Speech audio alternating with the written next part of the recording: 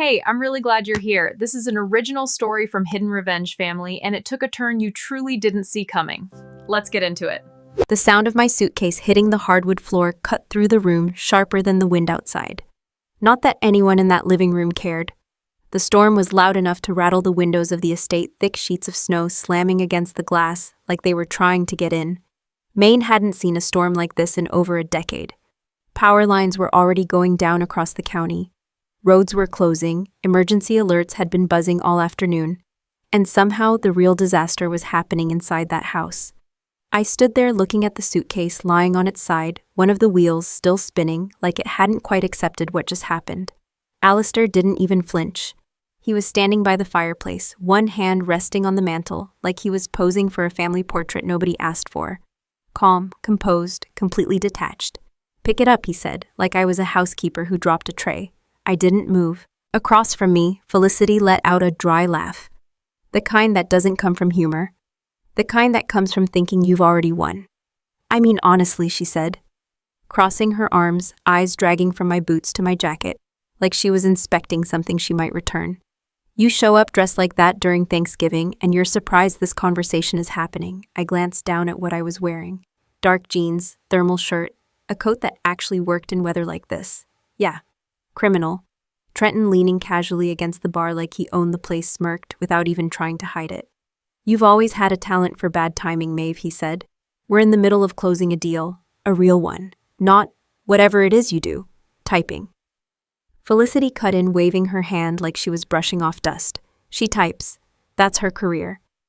I let that sit in the air for a second. Not because it hurt, because it was easier than explaining anything.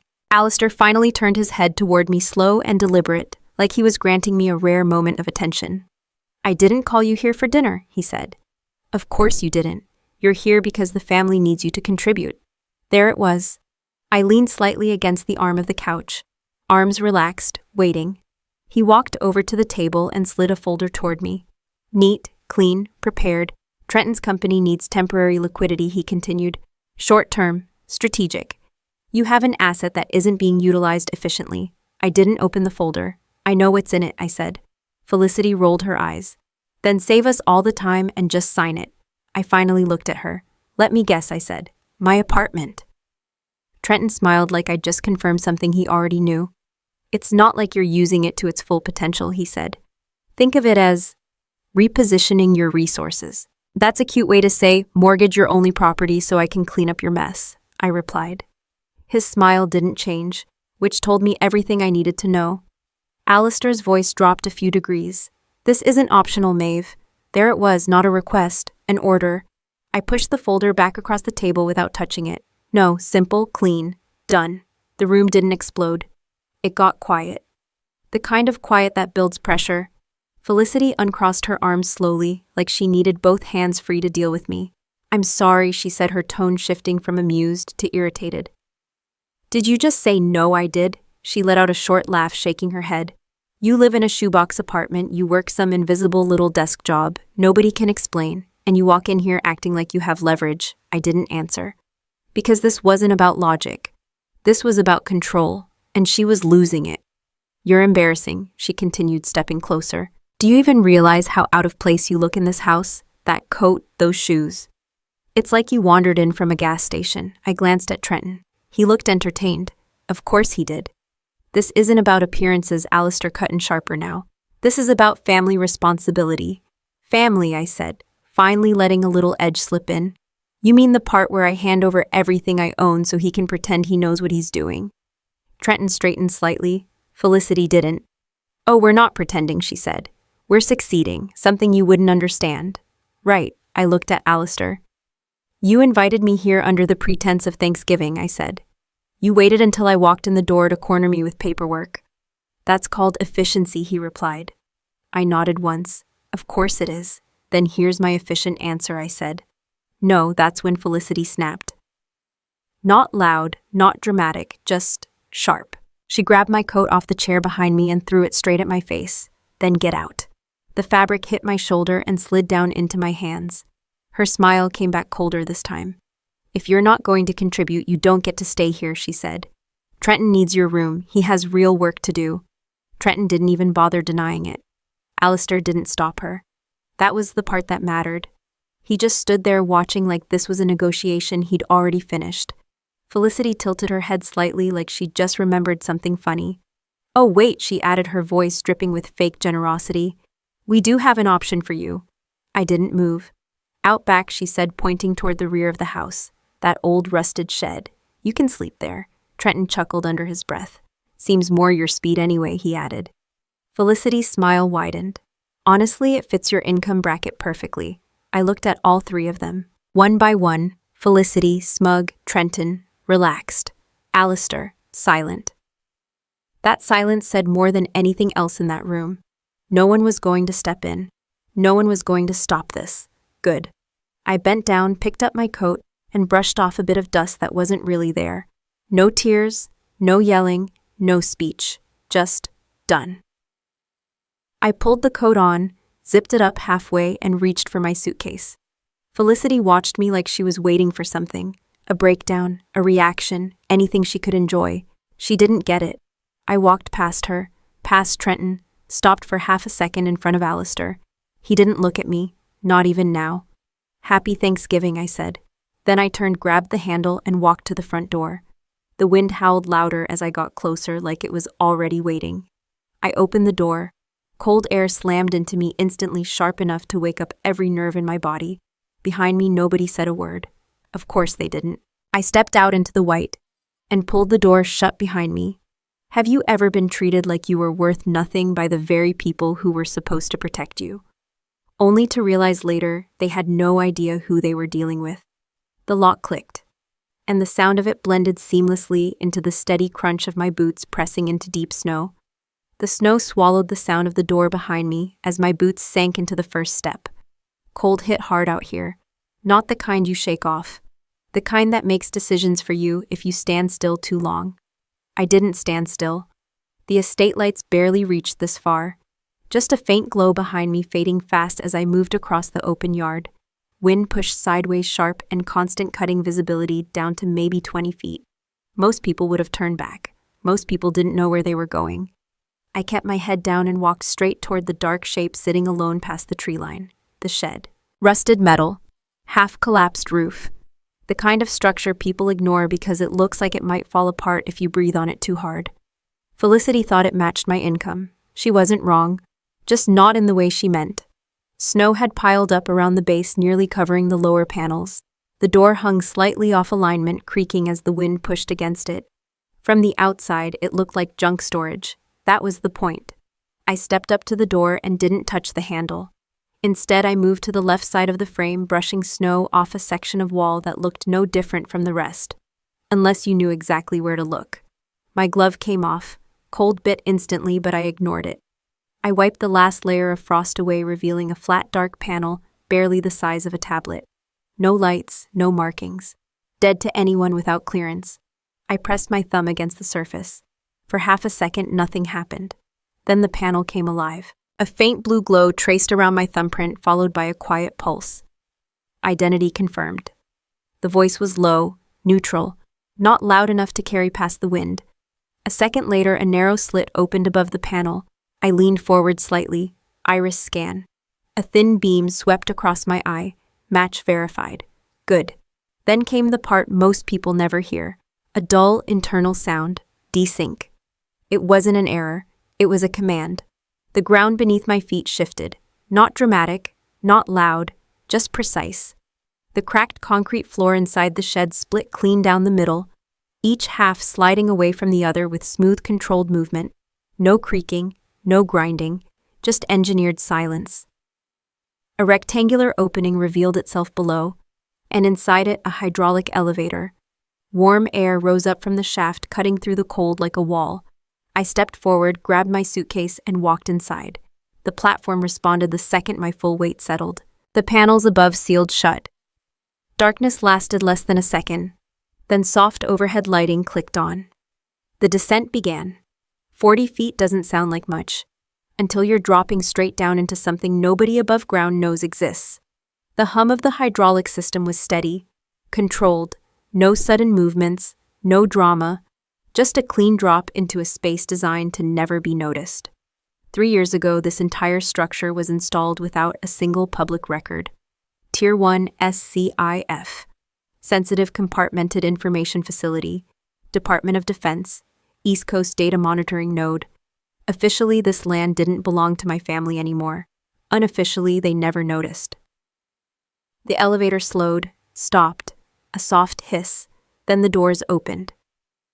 Blue light spilled across the floor in front of me, cold, precise, alive. I stepped out. The command center stretched wider than most people would expect under something that looked like a broken shed. Rows of consoles, wall-mounted displays, server stacks humming quietly behind reinforced glass. Everything running on isolated systems. No external noise, no distractions, just data. I set my suitcase down by the wall and shrugged off my coat water dripping onto the polished floor. The cold disappeared fast down here. Controlled environment, always is. I rolled my shoulders once, then walked straight toward the main console. Screens lit up as I approached, recognizing presence before input. Status feeds, network traffic, satellite sync. Everything looked wrong. A flicker, then another. Every screen shifted at once. Red, breach protocol.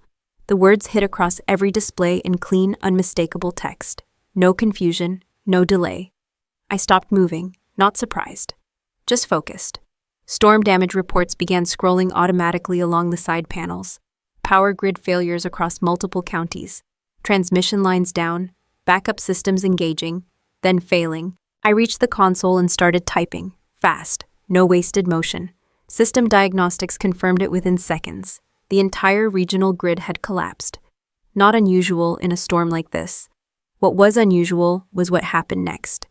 I pulled up internal power allocation logs, and there it was, a spike, localized, recent, not from the bunker, from above, from the house. I narrowed the data stream and tracked the draw.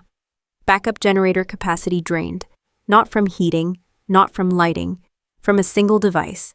Bandwidth spike confirmed it. Router, high capacity, commercial grade but modified, pushing data out at full throughput. I leaned back slightly, eyes still on the screen. Trenton, of course. He wasn't closing a deal. He was sending something, and he needed power to do it. I pulled up network routing paths.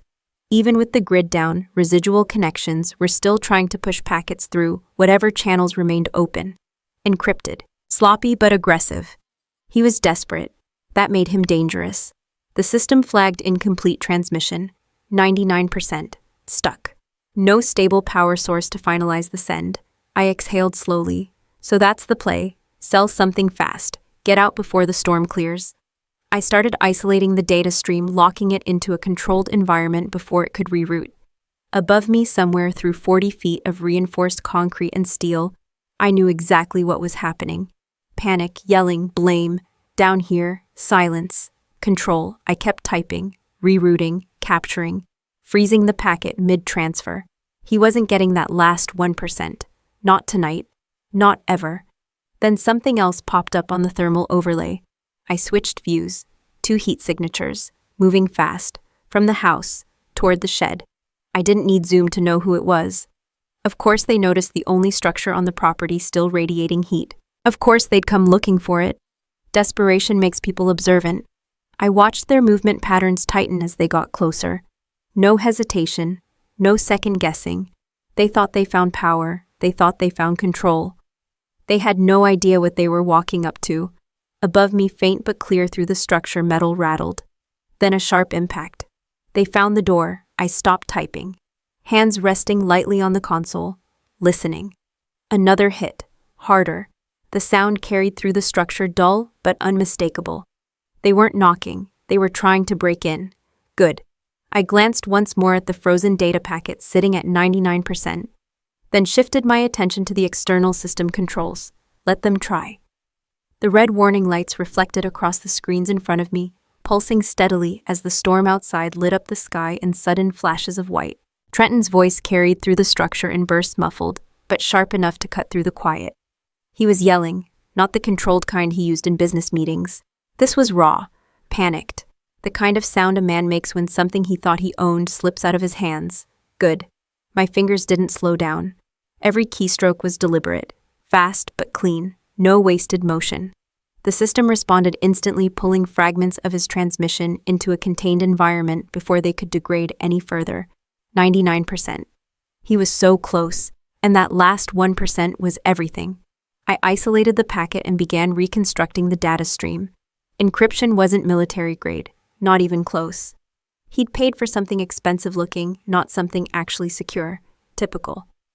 The first layer peeled back in seconds. Routing headers, foreign relay points, obfuscated but sloppy. I traced the origin, back to the house, back to him, of course. I kept going. Second layer, account identifiers, transaction logs. That's where it started to get interesting. No investment firm, no legitimate capital injection, just a chain of payments routed through shell accounts that didn't even try that hard to hide what they were. Offshore, unregulated, fast-moving. I leaned slightly closer to the screen. Total exposure $4 million. Losses, not investments, not risks. Losses, gambling, underground, consistent, escalating. I exhaled once slow, so that's what this is. I opened another window and cross-referenced timelines. Every major loss lined up perfectly with sudden business expansion conversations back at the house. Every time Felicity upgraded something car jewelry events, there was a corresponding spike in Trenton's debt. He wasn't building anything. He was feeding a lifestyle he couldn't afford, and now he was out of time. I dug deeper into the payload he was trying to send. This part took longer. Not because it was well protected, because it mattered. Coordinates. At first glance, just numbers, then I matched them against known grids. My posture changed slightly. Naval logistics, multiple ports, supply routes, rotational schedules, fuel storage access points. I didn't blink. He wasn't selling information. He was selling access. Real actionable operational data. The kind that doesn't just cost money, the kind that costs lives. I locked the file immediately, isolating it from any outbound channel. No way that was leaving the system. No way he was finishing that transmission. I scanned the recipient node. Front organization, clean on paper. Dirty underneath. Foreign-backed. No official ties. Plenty of unofficial ones. Of course. I sat back for half a second. Not to think, just to confirm. Then I opened internal archive channels and started compiling a clean audit trail. Time-stamped. Verified. Untouched. If this went up the chain, and it needed to be airtight. No assumptions. No emotion, just facts. That's the thing about numbers. They don't care about family, they don't care about reputation, they don't care how nice your house looks or how expensive your watch is. They just tell the truth. And right now the truth was ugly. Trenton wasn't a businessman. He was a liability. And Alistair, I pulled up financial overlays tied to the estate. There it was, subtle but clear, transfers, cover-ups, short-term patches that didn't solve anything. He knew, not everything, but enough. Enough to understand something was wrong, enough to decide that protecting the family name mattered more than asking the right questions. Enough to drag me into it. I stared at the screen for a second longer than necessary. Then I closed that window. Not my priority. Not tonight. Movement flickered again on the thermal feed. I switched views. 2 heat signatures. Closer now. Right outside the structure. 1 pacing. 1 standing still, then shifting weight aggressively. I didn't need labels, I could already hear them. The wind carried fragments of their voices down through the ventilation system. This has to be it. Generators running, open the damn door desperation, pure and simple. I zoomed in slightly. Trenton was holding something. Metal, long, crowbar. Of course he was. Felicity stood just behind him, arms wrapped tight around herself, but not from the cold, from fear. Good. They finally felt something real. I glanced back at the transmission window. 99%. Frozen. He just needed power. A stable source for a few seconds. Enough to push that last fragment through. That's why they were here. Not because they cared about the shed. Not because they cared about me. Because they needed what was inside. I leaned forward and typed a short command. The system locked the packet completely. No manual override from outside. No reconnect. No recovery. Done. Trenton's deal was dead. He just didn't know it yet. Another loud hit echoed down through the structure. Metal on metal, harder this time. More aggressive. I tilted my head slightly, listening. Felicity's voice cut through next. Higher, sharper, break it open. There it is, no hesitation anymore. No pretending, just demand. Trenton didn't respond with words. He responded with force. The crowbar slammed into the door again. The vibration carried down dull but steady. He was getting reckless, which meant he was close to losing control, which meant he'd make mistakes. I shifted my attention back to the system interface and pulled up external defense protocols. Not armed, not yet. But ready. I wasn't in a rush. I had time. He didn't. Another hit, then another. The rhythm was off now. Not calculated, desperate. I could almost picture it. Snow whipping sideways, his grip slipping. Felicity yelling over his shoulder, not helping, just adding pressure. That's how people like them operate. They don't solve problems. They throw panic at them until something breaks. This time, something was going to answer back. I hovered my hand over the control panel, not pressing anything yet. Just waiting, listening. The next strike landed harder than the rest. Metal groaned, not broken, but stressed. They were getting closer. Above me the sound changed, not just impact. Now there was scraping. He found a seam. Good for him. I watched the thermal feed one more time. Both signatures right up against the door now. No space between them and the structure. No room left to pretend they weren't involved. I let my fingers rest on the keys for a second. Then I stopped typing entirely. Silence filled the room again, clean, controlled. Above me another violent strike. And this time it echoed louder than before, ringing down through the structure like a warning bell. The pounding turned wild, uneven, like he'd stopped thinking and started swinging. Each hit came harder than the last. Metal rattled above me, the sound vibrating down through the structure in dull, angry waves. No rhythm now, no control, just brute force and panic. I didn't look up right away. Instead, I reached to the side, grabbed the mug sitting near the console, and took a slow sip. Still hot. That's the advantage of controlled environments. Outside, they were freezing. Inside, I had time. Another hit echoed down. Then Felicity's voice cut through sharp and shrill, even through layers of steel and insulation. "Open the door, you useless." She stopped herself just long enough to change tone. "Maeve, we know you're in there. Open it." I set the mug down, ignored her. Trenton didn't bother with words. He slammed the crowbar into the door again, harder this time, aiming for the hinge line. Smart. Too late, but smart. The metal above groaned, not failing, just acknowledging the effort. I pulled up the external feed again. Wind tore across the screen in streaks of white. Visibility was almost gone. Snow hit sideways, thick and relentless. But the thermal overlay didn't care about weather. Two bright silhouettes stood pressed against the door. Trenton leaned in, one foot braced against the frame crowbar wedged into the seam. Every movement was aggressive, rushed. He wasn't trying to break in clean. He was trying to break in fast, because he knew something. Felicity stood just behind him, pacing in tight circles, arms wrapped around herself. Cold, fear, probably both. "Just open it," she shouted again, voice cracking now. "You think this is funny? You hiding in there with heat while we're freezing out here?" I muted the external audio for a second. Not because it bothered me, because it was repetitive. Then I switched focus back to the data stream. Trenton's packet still sat at 99%, frozen, dead. I opened a secure channel and began redirecting the entire dataset. Not outward, upward. Pentagon servers, direct line, no delay, no interception. Everything he tried to sell was now evidence. Clean, time-stamped, untouched. I watched the transfer complete on my side, 100%, just not for him. I leaned back slightly, letting my shoulders relax. That part was done. Above me, the noise didn't stop. If anything, it got worse. Another strike, then another. Metal screamed this time, not breaking, but getting close. He'd found a weak point. Of course he did. Desperation sharpens people. Felicity's voice came back louder, uglier. "You think you can hide in there forever," she yelled. "You don't belong here, you never did."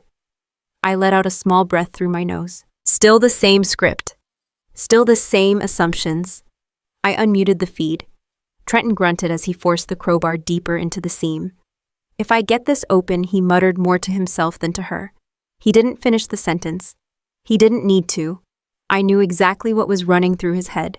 Power, connection, one last chance to hit send. He thought the shed was his solution. He thought I was just in the way. I tapped a few keys, bringing up the external system controls. Perimeter lighting, audio systems, security escalation, all sitting right where I left them. Ready. Above me, the crowbar slammed again. This time something gave, not fully, but enough. A thin split in the outer panel. Cold air pushed through the breach, visible even on thermal, as a sudden drop in temperature. Trenton saw it too. His posture shifted instantly. Hope. That dangerous kind. There, he shouted. Felicity rushed closer, slipping slightly on the snow, but catching herself against the wall. Hurry up, she snapped. Just break it. He repositioned the crowbar, jamming it into the gap, forcing it wider, metal bent. Just a little, but enough to convince him he could win. I watched for another second. Then I pressed a single button. The world above me changed instantly. Every external floodlight mounted around the structure came online at once. 10,000 lumens, no warm-up, no gradual fade, just full intensity. The screen lit up white for a split second before auto-adjust kicked in. On the feed, both of them recoiled violently. Felicity threw her arm up over her eyes, stumbling backward. Trenton dropped the crowbar instinctively, the metal clanging against frozen ground. He turned his head away, squinting, disoriented. The light wasn't just bright, it was blinding, calculated that way. Then the audio system activated. No delay, no emotion. Just a voice. Flat, mechanical, absolute. Warning. The word cut clean through the storm. Department of Defense secured asset. Neither of them moved. Lethal force authorized. Silence. Not from the storm. From them. Complete. Frozen. The kind of silence that only shows up when people realize they've made a mistake they can't talk their way out of. Felicity lowered her arms slowly. Eyes wide, face drained of color. This isn't, she started, but the words didn't land anywhere. Trenton didn't speak at all. He just stared at the door, at the light, at the situation collapsing around him. The crowbar lay forgotten in the snow. I watched their body language shift in real time. Confidence gone. Control gone. Now it was just fear. Real fear. Not the kind they used to manipulate people. The kind you can't fake. I leaned forward slightly, resting my hands on the console. Still not speaking. Still not revealing anything. Letting the system do the talking. Above them, the storm kept raging. But now it didn't matter. Because for the first time tonight, they weren't the ones in control. Another sound cut through everything. Distant at first, then closer. A door opening. Fast footsteps hitting snow. Unsteady. I didn't need a feed to know who it was. Alistair. Pulled out by the noise, by the light, by the fact that something just happened on his property that he didn't understand. I switched the camera angle. There he was, running across the yard, coat half-buttoned, boots slipping slightly as he tried to move faster than the conditions allowed. Confusion written all over him. Then irritation, then anger, of course. That's his default. He slowed as he got closer to the light, raising a hand to shield his eyes. What the hell is going on out here? He shouted. No answer came from the system. Not yet. Felicity turned toward him. Relief flashing across her face like she expected him to fix this. Dad, she started. Trenton didn't move, didn't speak. He was still staring at the door, at the light, at the reality he hadn't planned for. I sat back in my chair, calm, watching all three of them now. The entire situation finally where it needed to be. And above, cutting through the storm, a distant siren began to rise, sharp and unmistakable, pulling Alistair one step closer to something he was not prepared to face. Alistair didn't slow down until he was right in front of the shed. Breath-heavy eyes narrowed against the floodlights. He looked angry, not confused, not concerned. Angry. That told me everything I needed to know about him. What is this? He shouted, turning in a tight circle like he expected someone to step forward and explain it to him. What kind of stunt is this? Felicity rushed toward him, grabbing his arm like she needed something solid to hold on to. Dad, she's in there, she said, her voice shaking now. The confidence from earlier completely gone. She locked herself in and turned all this on. She's lost it. Of course. Blame me. That part never changes. Alistair stepped forward, squinting at the door, then at the mounted speaker system. He didn't hesitate. Maeve, he barked loud and sharp like he was calling a subordinate back into line. Turn this nonsense off right now. I didn't respond immediately. I let the silence sit for a second. Let him hear his own voice echo back at him through the storm. Then I reached over and activated the microphone. The system didn't distort my voice. Didn't soften it, didn't change it. It carried exactly as it was.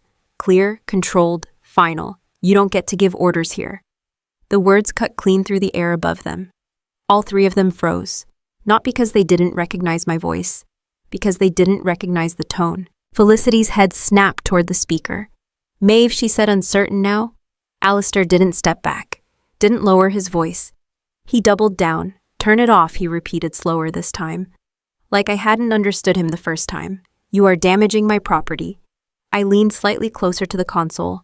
No, I said. I'm protecting federal property. That landed. You could see it. Not fully understood, but enough to disrupt his certainty. What are you talking about? He snapped. I didn't raise my voice. Didn't rush. I didn't need to. You don't own this land anymore, Alistair, I said. It was seized 2 years ago due to unpaid federal taxes. Silence. Real silence this time. Felicity shook her head immediately. That's not true, she said almost reflexively. She's lying. She's making this up. I didn't even acknowledge her. I allowed you to remain here, I continued. You and your entire operation, because from the outside, you're useful. Alistair's expression shifted. Not panic, not yet, but something close. What do you mean, allowed? He asked, voice tighter now. I let a beat pass, then answered. You were cover. That hit harder than anything else. You could see it in the way he stood, in the way his shoulders adjusted. The man who built his identity around control just got told he was background noise. Felicity stepped forward again, more aggressive this time, like pushing harder would somehow fix it. This is insane, she snapped. You're insane. You've always been— I muted her. Not the system, just her relevance. Then I switched feeds. Audio file ready, time-stamped, clean. I routed it to external speakers and pressed play. Trenton's voice came through first. Clear, confident, nothing like the man standing outside right now. I'm sending the final packet tonight, the recording said. Coordinates are verified. You'll have access to all 3 ports. Felicity went still. Alistair didn't move. Trenton turned his head slowly toward the speaker, like he already knew what was coming. A second voice followed, filtered, foreign. You understand the terms. Payment clears after confirmation. I don't have time for delays, Trenton replied in the recording. I need this done tonight. Then don't fail. The file continued. Account numbers, routing paths, amounts, exact figures. 4 million in losses. Recovery terms tied directly to the sale of military data. Naval logistics, supply routes, everything. Every word cut through the storm like it had been recorded 5 feet away, not hours ago, inside a secured room. Felicity shook her head again, faster now. No, she said. No, that's not. This is fake. This is edited. Her voice cracked, because even she could hear it. There was no editing that clean, no manipulation that precise. That was real. Trenton took a step back, then another. His hands came up to his head, gripping tight like he could physically hold the situation together. You don't understand, he said, voice breaking for the first time. I didn't, this wasn't— He stopped. Because there was no version of that sentence that saved him. I let the recording continue. Coordinates echoed out into the night, numbers that meant nothing to Felicity, everything to the wrong people. Alistair turned slowly toward him, not fast, not dramatic, just deliberate. The way a man looks at something he thought he understood and realizes he never did. What is this? He asked, not shouting, not commanding, asking. That was new. Trenton didn't answer, couldn't. His knees gave out. He dropped into the snow hard, both hands still locked on his head. It was supposed to be temporary, he said. Words spilling out now. I was going to fix it. I just needed time. You sold military data, Alistair said, cutting him off. Flat, cold. No room for interpretation. Trenton didn't deny it. That was the part that mattered. Felicity backed away slowly, shaking her head, her entire world rearranging itself in real time. You said you had a deal, she whispered. You said this was investment money. I was fixing it, he snapped, suddenly looking up at her. For you, for everything you wanted, don't, she said, immediately stepping back again, like distance would separate her from it. Don't put this on me. Of course. Responsibility has a short shelf life in that house. Alistair didn't move, didn't speak. He just looked at Trenton, then at Felicity, then at the ground, everything he built his identity on gone, not taken, exposed. That's worse. The recording ended. Silence rushed back in. filled only by the storm and Trenton's uneven breathing. I didn't say anything. I didn't need to. The truth was already sitting out there in the snow with them. Heavy, undeniable. Trenton's voice broke again, lower now, desperate. Maeve, he said, looking toward the speaker like it was the only lifeline left. You don't have to do this. We can fix this. I didn't respond. There was nothing to negotiate. Above them, the sound started low, distant, then growing, not wind, not thunder. Something heavier, something controlled, something coming in fast. The air shifted as the noise built, drowning out the storm, swallowing Trenton's words before he could finish them. The low rumble built fast, turning into a heavy rhythmic thump that pushed everything else out of the air. Helicopter blades, not far, not slow, coming in hard. The snow around the property shifted under the pressure, whipping into tighter spirals as the sound grew louder, closer, heavier with every second. I didn't move, didn't rush, just watched the feed. Trenton was still on his knees, hands gripping his head like he could squeeze his way out of what was coming. Felicity looked up first. Her eyes widened, tracking the sound above, confusion snapping into something sharper. Fear, real fear, the kind that doesn't care about appearances, the kind that strips people down to what they actually are. Alistair followed a second later, his posture stiffening as he tried to process what he was hearing. Military, even if he didn't want to admit it. He knew that sound. I leaned slightly back in my chair, hands resting lightly on the console. This part always happens the same way. Pressure reveals people, not slowly, all at once. Felicity broke first. Of course she did. She dropped to her knees in the snow, like her legs gave out under her hands, grabbing at the edge of the metal door, fingers slipping against the cold surface. Maeve, she screamed, her voice cracking hard now. Nothing polished left in it. Maeve, I'm sorry, I didn't know, I swear I didn't know what he was doing. I didn't respond. She pressed closer to the door, forehead, almost hitting the metal, her words spilling over each other now. Please just open it. Let me in. It's freezing out here. We're family, okay? We're sisters. There it is, family, convenient word. Always shows up when people need something, never when they're deciding how to treat you. I watched her through the feed, the same person who threw my coat at me, the same person who told me to sleep in the shed, now clinging to that same door like it was the only thing keeping her alive. Interesting how fast things change. Trenton didn't move toward the door. He stayed where he was, still kneeling, still staring at nothing, because he understood something Felicity didn't yet. This wasn't about getting warm. This was about what came next. Alistair stepped forward suddenly, his voice cutting through the chaos. Maeve, he shouted louder than before, but not stronger. There was something underneath it now. Not fear, not yet, but urgency. You need to shut this down, he said, words tight, controlled, like he was forcing them into order. Delete whatever you just played. Now. I didn't answer. He stepped closer, boots crunching hard against the snow. You don't understand what you're doing, he continued.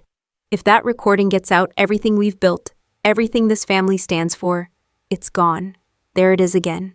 Family, not people, not right or wrong. Reputation, that's what he cared about. That's what he always cared about. I reached over and unmuted the microphone. Didn't rush, didn't raise my voice, just spoke. Family. The word cut clean through the air. All three of them froze. Not because it was loud, because it wasn't. It was controlled. Exact. You used that word 3 hours ago, I continued, right before you told me to get out. No one spoke. You stood in that house, I said, looked at me like I didn't belong there, and told me to sleep outside in a storm. Felicity's grip on the door tightened. Alistair didn't interrupt. Good. Don't use that word now like it means something, I said.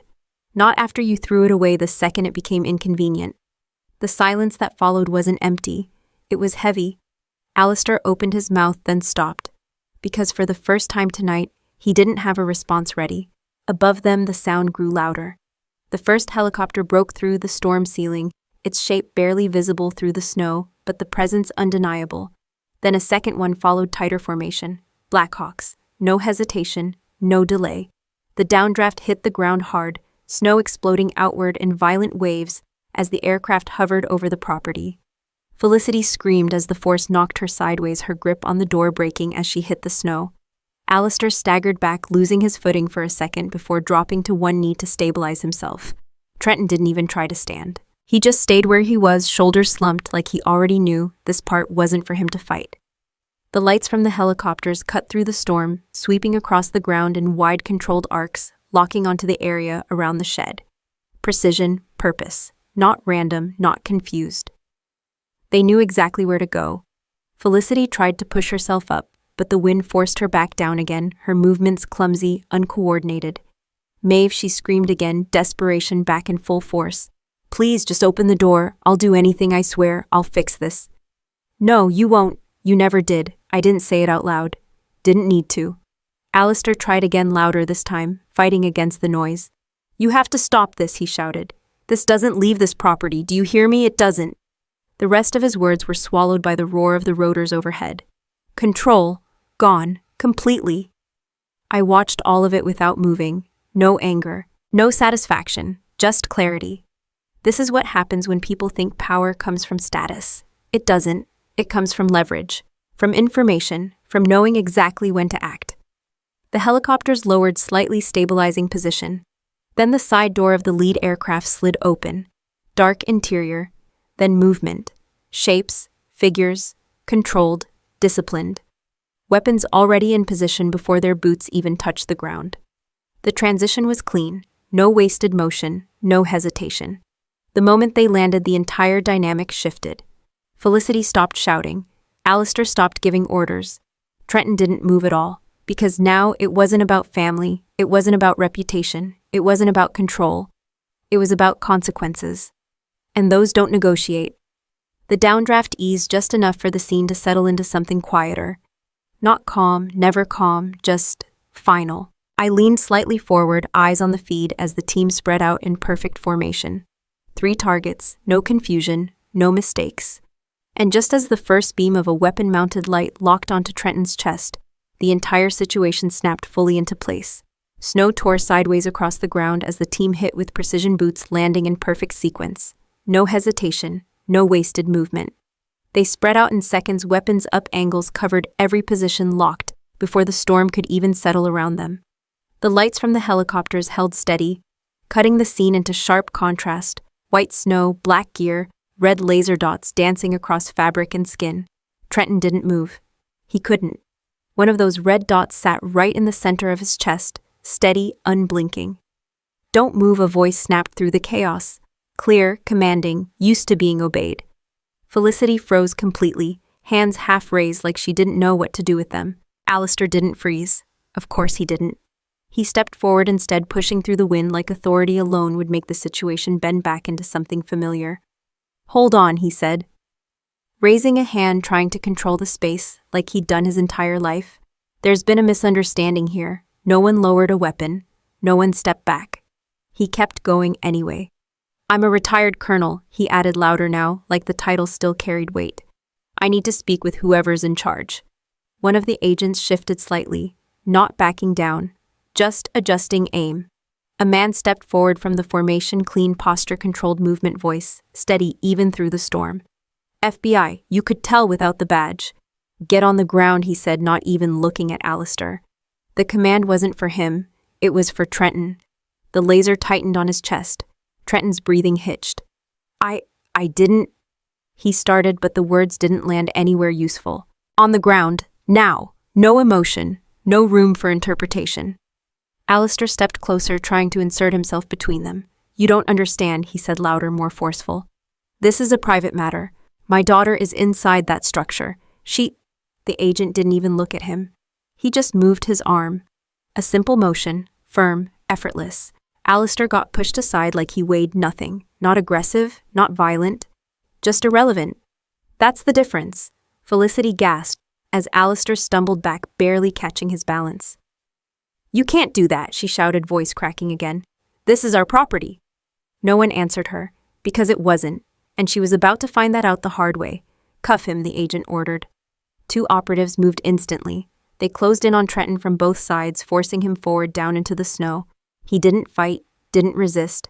His body just gave in like it had already accepted the outcome. Cold metal snapped around his wrists. Clean, final. That sound carries. Doesn't matter how loud the storm is. You hear it. Felicity let out a broken sound, half scream, half breath, as she stumbled backward again, shaking her head like she could undo what she was seeing. No, this isn't happening, she muttered.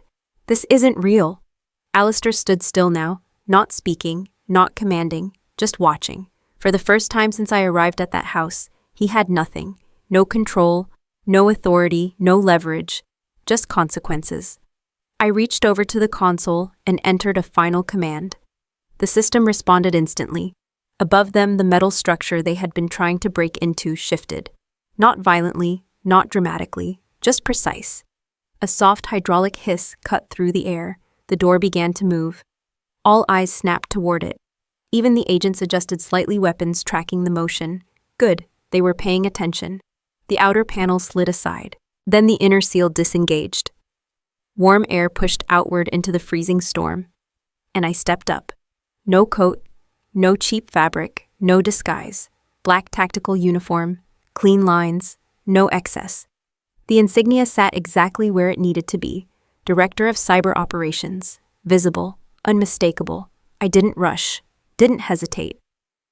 I stepped out onto the platform, then onto the snow boots, landing with quiet precision. The storm hit me immediately cold, biting against exposed skin, but I didn't react. Didn't need to. I'd been in worse. The moment my boots hit the ground, everything stopped. Not the storm, not the wind. Them. The agents snapped into position instantly. Every single one of them. Heels together, spines straight. Weapons lowered just enough. Then a unified motion. Salute, sharp, perfect. Director, the lead agent said, voice cutting clean through the noise. Target secured, area contained. No hesitation, no doubt, just confirmation. I gave a slight nod. That was enough. Felicity didn't move, didn't blink. Her mouth hung open, mascara streaked down her face, eyes locked on me like she was trying to reconcile two completely different realities at once. The girl she threw out into the storm, and the person standing in front of her now. Her lips moved, but no sound came out. Trenton didn't look up. He stayed on his knees, head lowered, cuffs tight around his wrists, the weight of everything finally settling where it belonged. Alistair looked at me like he was seeing something he should have recognized a long time ago, but didn't. That's the thing about people like him. They don't see what doesn't fit their expectations, until it's too late. The wind cut across the space between us, carrying silence heavier than anything they'd said all night. I didn't speak, didn't explain, didn't justify. I didn't owe them that. The agents moved efficiently, pulling Trenton to his feet, securing him for transport. He didn't resist, didn't argue. He was done. The sound of the cuffs shifted as they adjusted their grip. Metal against metal, cold, final. And as they started moving him toward the helicopter, the storm swallowed the last bit of control he ever thought he had. The cuffs tightened as they pulled Trenton forward, his boots dragging uneven lines through the snow. He didn't fight, didn't look back, didn't say a word. Whatever he thought he could control was gone now, replaced by something heavier and a lot more permanent. Two agents moved in on Alistair next. He didn't resist either, but that wasn't surrender. That was calculation. He looked at them, then at me, like he was still trying to find an angle that hadn't closed yet. You're making a mistake, he said. Voice low, controlled again, like he was rebuilding himself piece by piece. You don't understand the consequences of this. One of the agents stepped behind him. You're being detained for obstruction and concealment, he said, already reaching for restraints. Alistair didn't pull away, but his eyes stayed on me. This doesn't end well for you, he added. I didn't answer, because that sentence only works when the other person believes you still matter. He didn't, not anymore. The cuffs clicked. Same sound, same finality, different person. They turned him and began walking him toward the second helicopter. He kept his posture straight, even now, even here. Some habits don't break. They just become irrelevant. The storm had started to ease, not gone, but weaker. The wind dropped just enough to let the first light of morning push through the sky, pale and cold across the property. Everything looked different under it. Not better, just clearer. The house stood in the distance, lights out, windows dark. Quiet, for the first time since I arrived. No voices, no control. No illusions, just a building. That's all it ever was. Behind me, the bunker door began to close. The hydraulic system pulling it back into place with a smooth, controlled motion. The sound was soft, precise, like it was sealing something off, fitting. Movement caught my attention. I didn't turn right away. I already knew who it was. Felicity. She didn't stand, didn't even try. She crawled. Slow at first, then faster, hands slipping against the snow as she pushed herself forward. Her hair was soaked, face-streaked, makeup completely gone. There was nothing polished left about her. No control, no superiority, just need, pure, desperate need. She reached me and stopped just short of my boots, breathing uneven, hands shaking as they hovered for half a second. Then she grabbed onto the fabric of my pant leg like it was the only solid thing left in her world. Maeve, her voice broke instantly. Please, please don't do this. I looked down at her, didn't move, didn't react. She tightened her grip. I didn't know, she said quickly, words tumbling over each other. I swear I didn't know what he was doing. I thought everything was fine. I thought he was handling it. Her voice cracked again, tears mixed with melted snow running down her face in uneven lines. Please, she said, quieter now. I have nothing. They're taking everything. The accounts, the house, all of it. I don't have anywhere to go. I stayed still. She shifted closer, almost pressing her forehead against my knee. Just let me in, she whispered. Just for tonight, please. I can't stay out here. I'll freeze. There it is. Not apology, not accountability. Survival, that's what it always comes down to. She wasn't sorry about what she did. She was sorry about where it left her. I let the silence stretch just long enough for her to feel it. Then I bent down, slow, controlled. Her grip tightened immediately, like she thought I was about to help her up. Like this was the part where everything reset, where family meant something again. I reached her hands, not rough, not aggressive, just precise. And one by one I removed her fingers from my leg. She didn't fight it, didn't even understand it at first. She just looked up at me, confusion replacing desperation for a split second. Then realization hit. Maeve, she started. I cut her off. Do you need somewhere to sleep? My voice was calm, flat, sharp enough to land without force. She nodded immediately. Yes, yes, I tilted my head slightly toward the bunker behind me. The steel door nearly sealed now, the system finishing its cycle. That structure behind me, I said, is a classified facility. Her expression shifted, slowly, piece by piece. You don't have clearance, I continued. You don't have authorization. I held her gaze. You're not allowed inside. The words landed clean. No anger, no emotion, just fact. She shook her head, small at first, then faster. No, you can't, Maeve, please. I straightened up, stepped back. Just enough to break contact. That's all it takes. Distance. Once it's there, it's hard to close again. She reached forward instinctively, but her hand hit nothing. Air. I turned. Didn't rush. Didn't hesitate.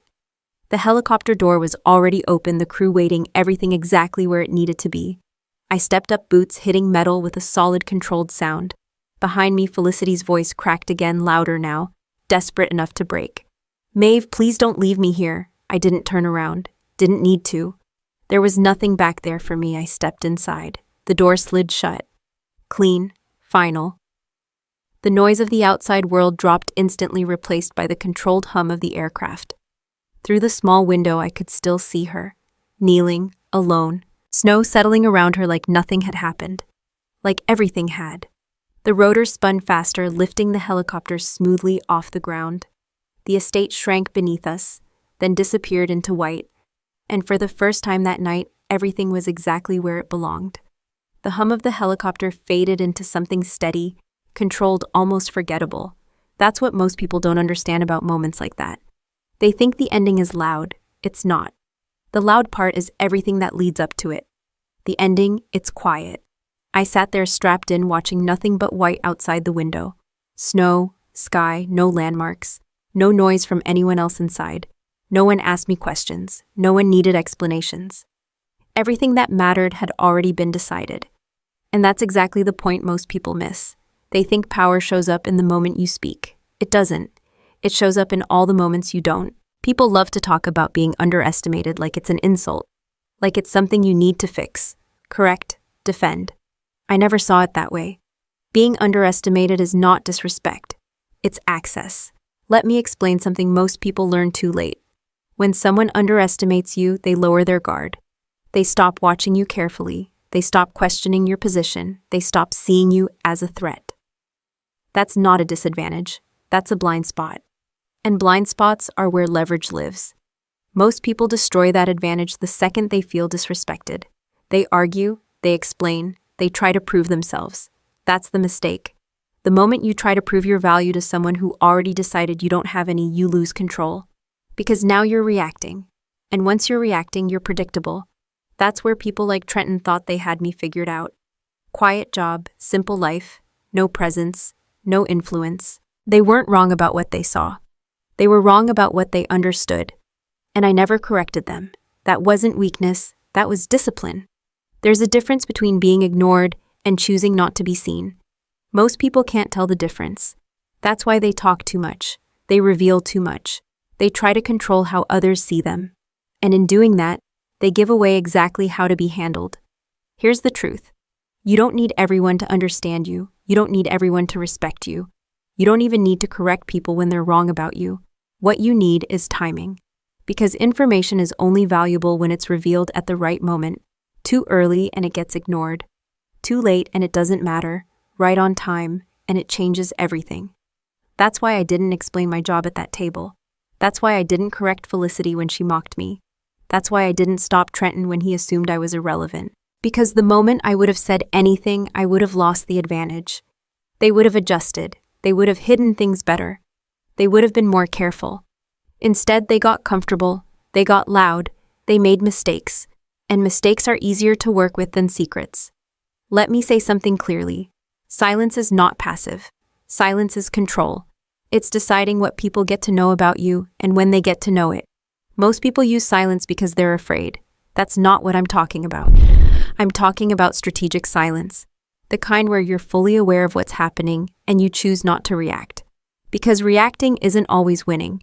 Sometimes reacting is exactly what the other person needs you to do. So they can understand you, so they can prepare, so they can defend. If I had reacted that night, if I had argued, explained, or pushed back emotionally, none of this would have played out the way it did. Because they would have shifted. They would have adjusted. And I would have lost control of the situation before it even started. Instead, I let them believe what they wanted. I let them underestimate me. I let them think they were in control. And that gave me something most people never get. Time. Time to observe. Time to confirm. Time to act when it mattered. That's the part you can apply to your own life. Not the bunker, not the helicopters, the timing. When someone underestimates you at work, don't rush to correct them. Let them show you how they operate when they think you don't matter. When someone dismisses you in your own family, don't fight for their approval. Watch how they treat you when they think you need them. When someone assumes you're not capable, don't argue. Let them build their own blind spot. Then decide what you want to do with it. Because here's the reality most people avoid. Not every situation needs your voice. Some situations need your patience. And patience is uncomfortable for people who want immediate validation. But immediate validation doesn't build long-term control. It just makes you feel better in the moment. And feeling better is not the same as being in control. Another thing people get wrong, they think silence means doing nothing. It doesn't. Silence is what you show. Action is what you do behind it. While they were talking, I was watching. While they were judging, I was verifying. While they were assuming, I was preparing. That's the difference. You don't win by being louder. You win by being ahead. And you can't stay ahead if you're constantly reacting to how people treat you. You stay ahead by deciding when your presence actually matters. There's one more thing people need to hear. Not everyone deserves to know who you really are. That's not arrogance. That's protection. Because the wrong people don't just misunderstand your value. They use it against you. They turn your transparency into leverage. They take what you reveal and adjust their behavior around it. That's why access matters. Not everyone gets it. Not even family. Especially not family that only values you when you're useful. So no, being underestimated is not something you fix. It's something you use. Carefully, deliberately, at the right time. Because at the end of the day, they didn't lose because I was louder. They didn't lose because I fought harder. They lost because they stopped paying attention. And by the time they realized who I was, it didn't matter anymore. The rotor noise faded behind me, replaced by something quieter. Not silence, just distance. That's usually when everything catches up. Not during the chaos, not during the confrontation. After. when there's nothing left to react to. That's when you actually see things clearly. And the truth is, the hardest part of that night wasn't Trenton. It wasn't the operation. It wasn't even the moment I walked out into the storm. It was something simpler. It was realizing that the word family doesn't mean what most people think it does. People throw that word around like it's protection, like it automatically comes with loyalty, respect, and support. It doesn't. Family is not protection. Family is proximity. That's it. And proximity without accountability. That's where things get dangerous. Most people don't want to admit that, because it forces a harder question. What do you do when the people closest to you are the ones crossing the line? That's where boundaries come in, and most people get them completely wrong. They think boundaries are conversations. They're not. They think boundaries are something you explain until the other person understands. They're not. They think boundaries require agreement. They don't. Boundaries are decisions. That's it. Simple, uncomfortable, final. The moment I said no at that table, that was the boundary. Everything after that was them trying to push past it. And here's where most people fail. They start negotiating. They soften their answer. They explain themselves again. They try to make it make sense for the other person. That's how boundaries collapse. Because the moment you start negotiating your no, it's no longer a boundary, it's a suggestion. And suggestions are easy to ignore. Felicity didn't hear my no as a final answer. She heard it as resistance, something to push against, something to override. Because that's how she was used to operating. And honestly, that's how most people operate. Not just in families, everywhere. They test your limits. They look for hesitation. They look for discomfort. And if they find it, they push harder. That's why clarity matters more than explanation. You don't need a perfect argument to justify a boundary. You need consistency. You need to hold it even when it's uncomfortable, even when it costs you something, because it will. Let's be clear about that. Setting boundaries is not painless. You will lose access to people. You will lose relationships. You will be labeled selfish, difficult, cold. That's the price. And most people avoid that price by sacrificing themselves instead. They stay quiet, they give in, they tolerate things they shouldn't, because it feels easier in the moment. But it's not easier, it's just delayed damage. Because every time you allow someone to cross a line, you teach them that the line doesn't exist. And once people learn that they don't stop, they escalate. That's exactly what happened in that house. It didn't start with the paperwork. It didn't start with the demand. It started long before that, with small things, dismissive comments, assumptions, control disguised as concern. And every time I didn't engage, they assumed it was permission. That's how people justify their behavior. They rewrite your silence as agreement. That's why boundaries have to be clear. Not loud, not emotional, just clear. No, that's it. No explanation required. No follow-up needed. If someone respects you, they'll stop. If they don't, they'll reveal exactly who they are. And that's information you can actually use. Here's something most people don't want to hear. Just because someone is family doesn't mean they deserve access to you. Access is earned, not inherited. You don't owe someone your time, your energy, or your resources just because you share a last name. That's not how respect works. That's not how trust works. And it's definitely not how accountability works. Alistair didn't see me as a daughter in that moment. He saw me as an asset, something to leverage, something to use. And when I didn't comply, he didn't negotiate. He removed me. That tells you everything you need to know. People reveal their priorities when they don't get what they want. Pay attention to that, because that's the real version of them, not the one they present when everything is going their way. Another mistake people make. They think setting boundaries will fix toxic behavior. It won't. Boundaries don't fix people. They expose them. They force a choice. Respect the boundary or lose access. That's it. And a lot of people won't choose respect, not because they can't, because they don't want to, because respecting your boundary means losing control over you. And control is more valuable to them than the relationship. That's the part people struggle to accept, because it means the relationship wasn't what they thought it was. It means it only worked under certain conditions. Conditions where you gave more than you should have. Conditions where you tolerated things you shouldn't have accepted. Once those conditions change, the relationship changes, or it ends. And that's not failure. That's clarity. Let me give you something practical. If you're dealing with someone who keeps crossing your boundaries, stop explaining. State it once, hold it, watch what they do. Not what they say, what they do. Because behavior is the only thing that tells the truth. If they respect it, you have something real. If they push it, you have your answer. And once you have that answer, act accordingly. Not emotionally, not reactively, strategically. Because protecting your peace is not selfish, it's necessary. And here's the final part. Most people don't say out loud. You don't fix toxic people by sacrificing yourself. You just make it easier for them to stay the same. So no, I didn't lose my family that night. I lost access to people who only valued me when I was useful. There's a difference. And once you understand that difference, you stop trying to hold on to something that was never really there. The city looked normal from above. Lights, traffic, movement. Nothing about it suggested that somewhere inside all of that, people were making decisions that would change everything for them in the next hour. That's the part most people never see. They think life shifts in big, obvious moments. It doesn't. It shifts quietly, then all at once.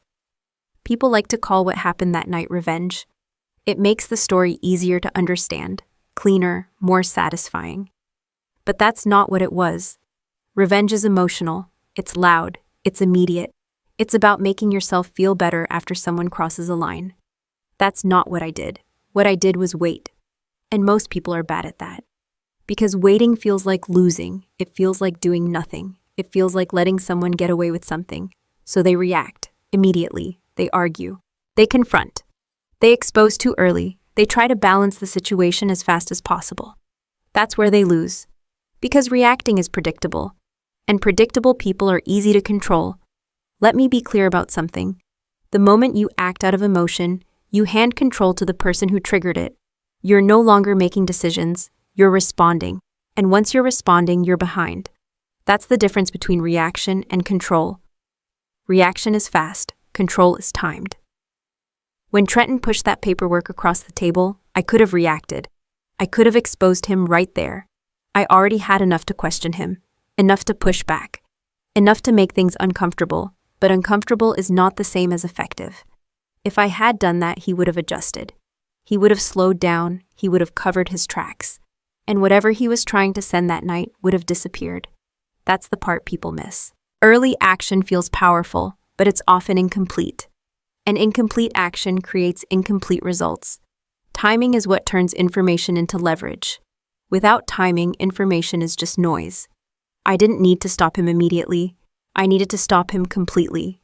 There's a difference. So I waited. Not passively, not blindly, deliberately. I watched what he was doing. I confirmed what I needed. I let him move far enough to expose everything. And then I acted. Not when I felt like it. Not when it would have made me feel better. When it mattered. That's control. And here's something most people struggle with. Waiting doesn't mean you're letting someone win. It means you're deciding how the game ends. Because not every problem needs an immediate solution. Some problems need a complete one. Another mistake people make. They think winning means hurting the other person. It doesn't. That's ego. That's emotion. That's how you turn into the same kind of person you're dealing with. I didn't need to humiliate them. I didn't need to break them down. I didn't need to raise my voice or prove anything in that moment. All I needed to do was let the truth surface. Because the truth doesn't need help. It just needs the right timing. And once it shows up, you don't have to push it. You don't have to argue it. You don't have to defend it. It speaks for itself. That's why I didn't yell. That's why I didn't engage emotionally. That's why I didn't try to win the argument. Because there was no argument left to win. Only outcomes. That's another shift people need to make. Stop focusing on arguments. Start focusing on outcomes. Arguments are short-term. Outcomes last. If your goal is to feel right, you'll argue. If your goal is to be effective, you'll wait. You'll observe. You'll act when it actually changes something. Here's how you apply that. When someone disrespects you, don't react immediately. Pause. Not because you're weak, because you're deciding. When someone crosses a line, don't rush to respond emotionally. Assess. What do you actually want the outcome to be? When someone lies to you, don't expose them the second you catch it. Ask yourself, is this the right moment or just the easiest one? Because easy is not always effective. and effective is what actually matters. There's one more part people don't like. Control requires restraint, and restraint is uncomfortable. It means you feel everything, but you don't act on it immediately. You hold it, you process it, you decide what to do with it. Most people can't do that. They act the moment they feel something. And that's why they stay stuck in the same patterns, same arguments, same outcomes, different situations. If you want different results, you need different timing. And timing requires discipline, not emotion, not impulse. Discipline. Because the goal is not to react. The goal is to remain in control long enough to act when it matters. And here's the final part. You don't win by becoming the people who hurt you. You don't win by being louder. You don't win by being more aggressive. You win by being precise, by knowing exactly when to move and when not to. That's what that night was. Not revenge, not anger, precision, because in the end, I didn't destroy them. I didn't need to. I just let them finish what they started. And when the moment came, I made sure it ended exactly where it was supposed to. The night they told me to sleep in the shed was the last night they had control over anything. Final note. This story is a work of fiction, but the valuable lessons we discuss are entirely real and continue to happen to many people every day. If this style isn't for you, that's perfectly okay. Please feel free to look for other content that better suits your needs.